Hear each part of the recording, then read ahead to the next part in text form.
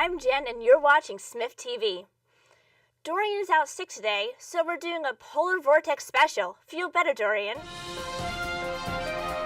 Smith canceled all administrative offices Wednesday, February 5th due to the snow, but left the decision up to the professors whether or not to have class.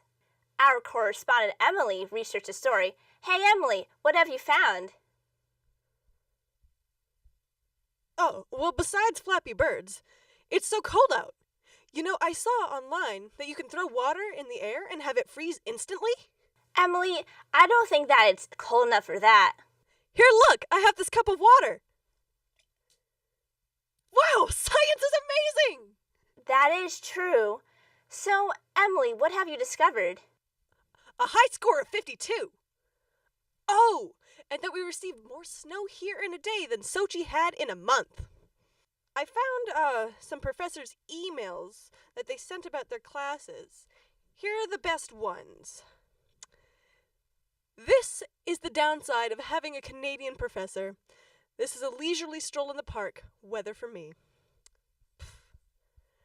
There's no such thing as a snow day at Smith. If the Communist Party could survive the long march, you can make it to Sealy. See you at 1:10. I'm hereby canceling this afternoon's class. But since a day without Greek is like a day without sunshine, here's your assignment. And now, I had sprouty potatoes for lunch. So see you next week? Wow, thanks for the great story. On a more serious note, we request Smith College to consider the accessibility of its campus during snowstorms. Students with limitations felt pressured to attend class, and it's unfair to put this pressure on the professors. What are your thoughts? Tweet us at SmithCTV88 with the hashtag SmithReacts. Valentine's Day is also this week. The notables are selling singing grams in the campus center. Keep an eye out for the fun. So whether you're kicking it in or out and about, don't forget to share the love. Thanks for watching Smith TV. Tune in next time.